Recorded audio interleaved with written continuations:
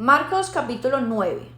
Jesús también les dijo: les aseguro que algunos de los que están aquí no morirán hasta que vean llegar el reino de Dios con poder. Jesús se transforma. 6 días después, Jesús llevó a Pedro, a Santiago y a Juan hasta un cerro alto para estar solos. Frente a ellos, Jesús se transformó. Su ropa se puso tan blanca y brillante como jamás aquí en la tierra se podría blanquearse. Luego, los 3 discípulos vieron aparecer al profeta Elías y a Moisés conversando con Jesús. Entonces Pedro le dijo a Jesús: Maestro, qué bueno que estemos aquí. Vamos a hacer 3 enramadas, una para ti, otra para Moisés y otra para Elías. Los discípulos estaban muy asustados y Pedro se puso a hablar sin pensar en lo que decía. De pronto bajó una nube y se detuvo sobre ellos. Desde la nube se oyó una voz que decía: este es mi hijo, yo lo amo mucho. Ustedes deben obedecerlo. Enseguida miraron a su alrededor y ya no había nadie con ellos. Solo estaba Jesús. Mientras bajaban del cerro, Jesús les ordenó que no le contaran a nadie lo que habían visto hasta que Él, el Hijo del Hombre, resucitara. Pedro, Santiago y Juan guardaron el secreto, pero se preguntaban qué significaba aquello de resucitar. Entonces le preguntaron: ¿por qué dicen los maestros de la ley que el profeta Elías va a venir antes que el Mesías? Jesús les respondió: eso es verdad. Elías viene primero a preparar todas las cosas, aunque también es cierto que la Biblia dice que el Hijo del Hombre debe sufrir mucho y ser despreciado. Pero yo les aseguro que Elías ya vino y muchos lo trataron muy mal. Así se anunciaba ya en la Biblia. Jesús sana a un muchacho. Cuando llegaron a donde estaban los otros discípulos, vieron que había mucha gente a su alrededor y que los maestros de la ley estaban discutiendo con ellos.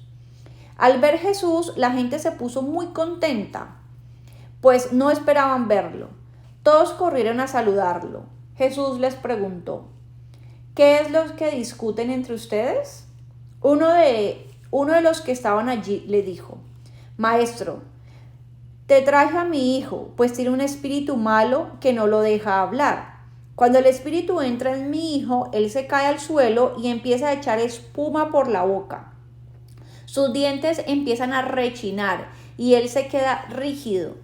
Les pedí a tus discípulos que expulsaran de mi hijo a ese espíritu malo, pero no han podido. Jesús les dijo: ¿por qué no han aprendido a confiar en Dios? ¿Acaso no pueden hacer nada sin mí? ¿Cuándo van a aprender?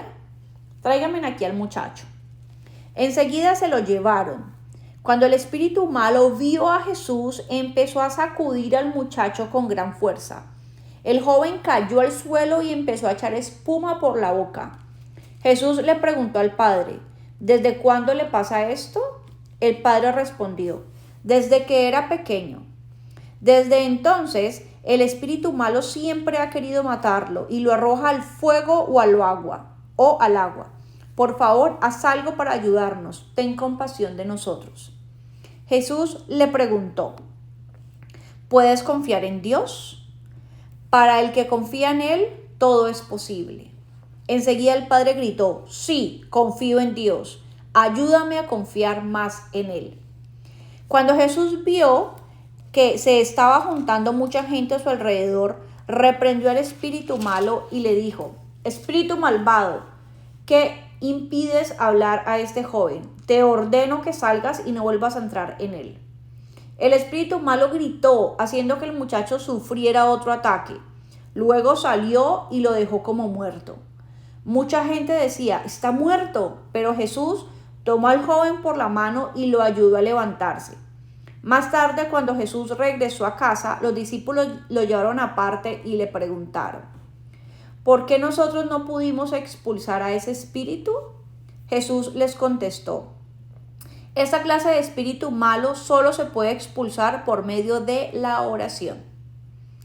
Jesús habla otra vez de su muerte. Jesús y sus discípulos se fueron de ese lugar y viajaron por la región de Galilea.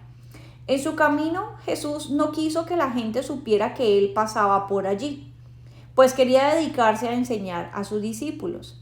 Les decía: yo, el Hijo del Hombre, seré entregado en manos de los que me han de matar, pero 3 días después resucitaré. Los discípulos no entendían lo que Jesús les quería decir, pero tenían miedo de preguntarle: ¿quién es el más importante? Jesús y sus discípulos llegaron al pueblo de Cafarnaún. Cuando ya estaban en la casa, él les preguntó: ¿de qué estaban hablando cuando venían por el camino? Los discípulos no contestaron nada porque habían estado discutiendo cuál de ellos era el más importante. Entonces Jesús se sentó, llamó a los 12 discípulos y les dijo: si alguno de ustedes quiere ser el más importante, deberá ocupar el último lugar y ser el servidor de todos los demás. Luego llamó a un niño y lo puso frente a ellos.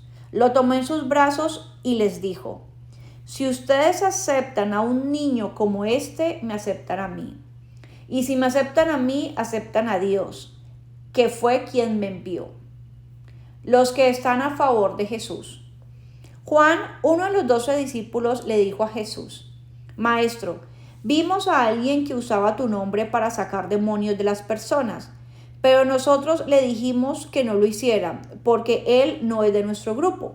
Pero Jesús dijo: no se lo prohíban, porque nadie podría maldecirme después de haber hecho un milagro usando mi nombre. Quien no está contra nosotros realmente está a nuestro favor. Les aseguro que Dios no se olvidará de premiar a quien les dé un vaso de agua solo porque ustedes son los míos. Las tentaciones. Si alguien hace que uno de esos pequeños seguidores míos deje de confiar en mí, mejor le sería que le ataran al cuello una piedra enorme y lo tiraran al mar.